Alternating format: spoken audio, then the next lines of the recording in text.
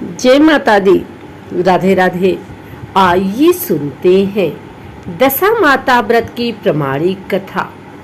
दशा माता के कोप से बचाएगी यह पौराणिक कथा। कथा के अनुसार प्राचीन समय में राजा नल और दमयंती रानी सुखपूर्वक राज्य करते थे। उनके 2 पुत्र थे। उनके राज्य में प्रजा सुखी और संपन्न थी। एक दिन की बात है कि उस दिन होली दशा थी। एक ब्राह्मणी राजमहल में आई और रानी से कहा, दशा का डोरा ले लो। बीच में दासी बोली, हाँ रानी साहिबा, आज के दिन सभी सुहागिन महिलाएं दशा माता का पूजन और व्रत करती हैं तथा इस डोरे की पूजा करके गले में बांधती हैं, जिससे अपने घर में सुख समृद्धि आती है। अतः रानी ने ब्राह्मणी से डोरा ले लिया और विधि अनुसार पूजन करके गले में बांध दिया। कुछ दिनों के बाद राजा नल ने दमयंती के गले में डोरा बंधा हुआ देखा। राजा ने पूछा, इतने सोने के गहने पहनने के बाद भी आपने यह डोरा क्यों पहना है? रानी कुछ कहती, इसके पहले ही राजा ने डोरे को तोड़कर जमीन पर फेंक दिया। रानी ने उस डोरे को जमीन से उठा लिया और राजा से कहा, यह तो दशा माता का डोरा था, आपने उनका अपमान करके अच्छा नहीं किया। जब रात्रि में राजा सो रहे थे तब दशा माता स्वप्न में बुढ़िया के रूप में आई और राजा से कहा, हे राजा, तेरी अच्छी दशा जा रही है और बुरी दशा आ रही है। तूने मेरा अपमान करके अच्छा नहीं किया। ऐसा कहकर दशा माता अंतर ध्यान हो गई। अब जैसे तैसे दिन बीतते गए। वैसी कुछ ही दिनों में राजा के ठाट बाट, हाथी घोड़े, लाव लश्कर, धन धान्य, सुख शांति सब कुछ नष्ट होने लगे। अब तो भूखे मरने के समय तक आ गया। एक दिन राजा ने दमयंती से कहा, तुम अपने दोनों बच्चों को लेकर अपने मायके चली जाओ। रानी ने कहा, मैं आपको छोड़कर कहीं नहीं जाऊंगी। जिस प्रकार आप रहेंगे उसी प्रकार मैं भी आपके साथ रहूंगी।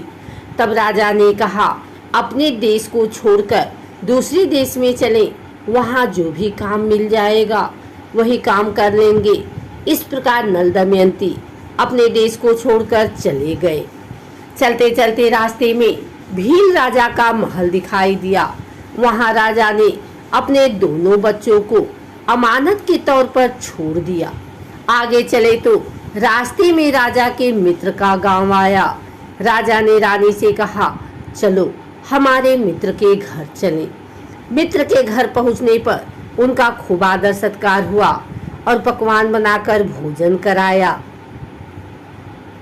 मित्र ने अपने शयन कक्ष में सुलाया। उसी कमरे में मोर की आकृति की खूंटी पर मित्र की पत्नी का हीरो जड़ा कीमती हार टंगा था। मध्य रात्रि में रानी की नींद खुली तो उन्होंने देखा कि वह बेजान खूंटी हार को निगल रही है।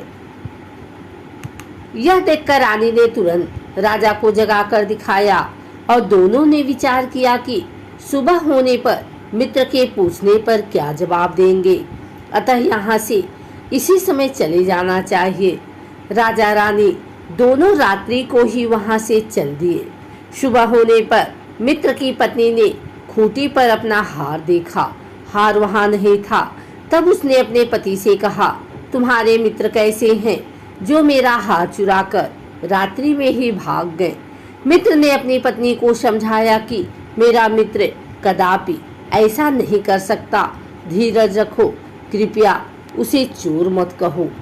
आगे चलने पर राजा नल की बहन का गांव आया। राजा ने बहन के घर खबर पहुंचाई कि तुम्हारे भाई भौजाई आए हैं। खबर देने वाले से बहन ने पूछा, उनके हाल चाल कैसे हैं?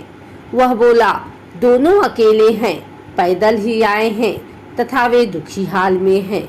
इतनी बात सुनकर बहन थाली में कांदा रोटी रखकर भैया भाभी से मिलने आई। राजा ने तो अपने हिस्से का खा लिया, परंतु रानी ने जमीन में गाड़ दिया। चलते चलते एक नदी मिली। राजा ने नदी में से मछलियां निकालकर रानी से कहा, तुम इन मछलियों को भूजो, मैं गांव में से परोसा लेकर आता हूँ। गांव का नगर सेठ सभी लोगों को भोजन करा रहा था। राजा गांव में गया और परोसा लेकर वहां से चला तो रास्ते में चील ने झपट्टा मारा तो सारा भोजन नीचे गिर गया। राजा ने सोचा कि रानी विचार करेगी कि राजा तो भोजन करके आ गया और मेरे लिए कुछ भी नहीं लाया। उधर रानी मछलियां भूनने लगी तो दुर्भाग्य से सभी मछलियां जीवित होकर नदी में चली गई।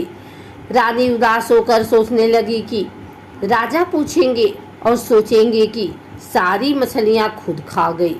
तब राजा आए तो मन ही मन समझ गए और वहां से आगे चल दिए। चलते चलते रानी के मायके का गांव आया। राजा ने कहा, तुम अपने मायके चली जाओ, वहां दासी का कोई भी काम कर लेना, मैं इसी गांव में कहीं नौकर हो जाऊंगा। इस प्रकार रानी महल में दासी का काम करने लगी और राजा तेली के घाने पर काम करने लगा। दोनों को काम करते बहुत दिन हो गए। जब होली दशा का दिन आया तब सभी रानियों ने सिर धोकर स्नान किया। दासी ने भी स्नान किया। दासी ने रानियों का सिर गूथा तो राजमाता ने कहा, मैं भी तेरा सिर गूथ दूं। ऐसा कहकर राजमाता जब दासी का सिर गूथ रही थी तब उन्होंने दासी के सिर में पद्म देखा। यह देखकर राजमाता की आंखें भर आई और उनकी आंखों से आंसू की बूंदें गिरी। आंसू जब दासी की पीठ पर गिरे तो दासी ने पूछा, आप क्यों रो रही हैं? राजमाता ने कहा, तेरे जैसी मेरी भी बेटी है जिसके सिर में भी पद्म था, तेरे सिर में भी पद्म है। यह देखकर मुझे उसकी याद आ गई। तब दासी ने कहा, मैं ही आपकी बेटी हूँ, दशा माता के कोप से मेरे बुरे दिन चल रहे हैं, इसलिए यहाँ चली आई। माता ने कहा, बेटी तूने यह बात हमसे क्यों छिपाई? दासी ने कहा, माँ मैं सब कुछ बता देती तो मेरे बुरे दिन नहीं कटते। आज मैं दशा माता का व्रत करूँगी तथा उनसे गलती की क्षमा याचना करूँगी। अब तो राजमाता ने बेटी से पूछा, हमारे जमाई राजा कहाँ हैं? बेटी बोली, वे इसी गांव में किसी तेली के घर काम कर रहे हैं। अब गांव में उनकी खोज कराई गई और उन्हें महल में लेकर आए। जमाई राजा को स्नान कराया, नए वस्त्र पहनाए और पकवान बनवाकर उन्हें भोजन कराया गया। अब दशा माता के आशीर्वाद से राजा नल और दमयंती के अच्छे दिन लौट आए। कुछ दिन वहीं बिताने के बाद अपने राज्य जाने को कहा। दमयंती के पिता ने खूब सारा धन लाव लश्कर, हाथी घोड़े आदि देकर बेटी जमाई को विदा किया। रास्ते में वही जगह आई जहां रानी ने मछलियों को भूना था और राजा के हाथ से चील के झपट्टा मारने से भोजन जमीन पर आ गिरा था। तब राजा ने कहा, तुमने सोचा होगा कि मैंने अकेले भोजन कर लिया होगा, परंतु चील ने झपट्टा मारकर गिरा दिया था। अब रानी ने कहा, आपने सोचा होगा कि मैंने मछलियां भूनकर अकेले खा ली होगी, परंतु वे तो जीवित होकर नदी में चली गई थी। चलते चलते अब राजा की बहन का गांव आया। राजा ने बहन के यहाँ खबर भेजी। खबर देने वाले से पूछा कि उनके हालचाल कैसे हैं। उसने बताया कि वे बहुत अच्छी दशा में हैं, उनके साथ हाथी घोड़े लाव लश्कर हैं। यह सुनकर राजा की बहन मोतियों की थाल सजा कर लाई। तभी दमयंती ने धरती माता से प्रार्थना की और कहा, माँ आज मेरी अमानत मुझे वापस दे दो। यह कहकर उस जगह को खोदा जहाँ कांदा रोटी गाड़ दिया था।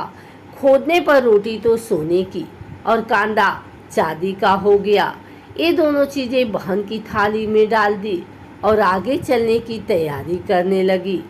वहाँ से चलकर राजा अपने मित्र के घर पहुँचे। मित्र ने उनका पहले के समान ही खूब आदर सत्कार और सम्मान किया। रात्रि विश्राम के लिए उन्हें उसी शयन कक्ष में सुलाया। मोरनी वाली खूंटी के हाथ निगल जाने वाली बात से नींद नहीं आई। आधी रात के समय वही मोरनी वाली खूंटी हार उगलने लगी तो राजा ने अपने मित्र को जगाया तथा रानी ने मित्र की पत्नी को जगाकर दिखाया। आपका हार तो इसने निगल लिया था। आपने सोचा होगा कि हार हमने चुराया है।